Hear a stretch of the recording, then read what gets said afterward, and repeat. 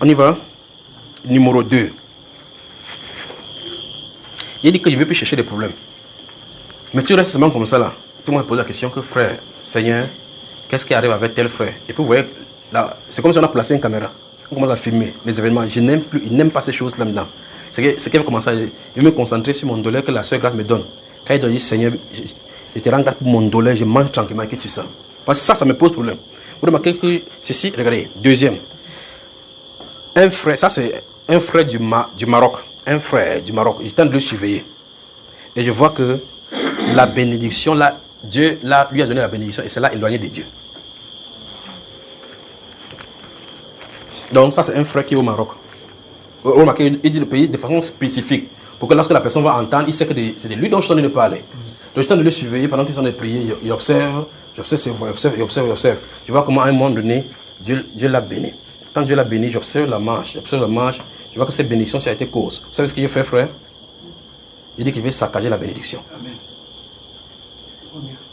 Donc c'est mieux, non, frère? Amen. Vous savez, vous me suivez, n'est-ce pas? Donc, il dit, ok, Seigneur, je me tiens ici. J'enlève ce que tu lui as donné.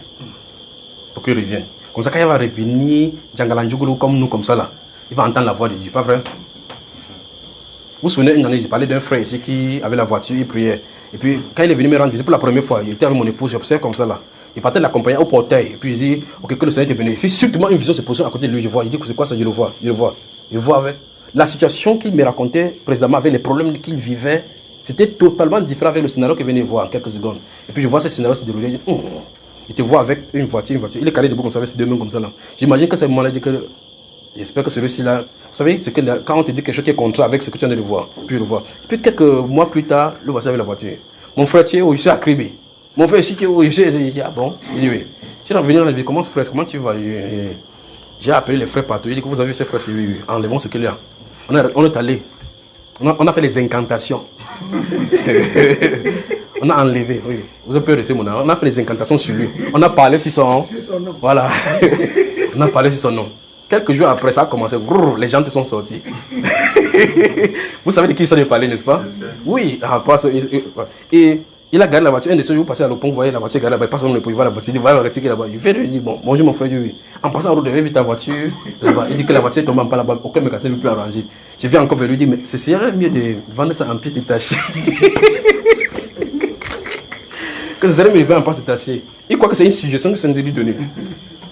Il dit que non, pièces détachées, je vais retaper ça. On avait enlevé. Donc celui-ci, vous riez comme ça. J'ai pris. Dans la pauvreté, on cherche mieux Dieu. Vous voyez, c'est pour ça que le psalmiste a dit qu'il ne faut pas qu'il donne trop. Pour que dans la personne qui dit comme ça, c'est un riche. Hein? Il dit qu'il ne donne pas trop, il donne ce qui est nécessaire pour lui pour vivre. Il ne faut pas que dans l'abondance. Ok, et que dans la disette aussi, il ne pas voler. Donc il veut le juste milieu. Mais la Bible nous déclare que si nous avons la nourriture et le vêtement, cela ne suffit. Donc ce frère-ci, son cas, il est réglé. D'accord. Donc vous entrez seulement de l'autre côté là-bas, vous regardez sa position. Et puis vous arrachez ça entre ses mains. Quand vous arrachez ça entre ses mains là-bas, ce qui se passe sur la terre, c'est que là où les portes étaient ouvertes, tu vois que quelqu'un te donne une promesse que viens demain, tu as telle chose. Jusqu'à ce que tout est clair.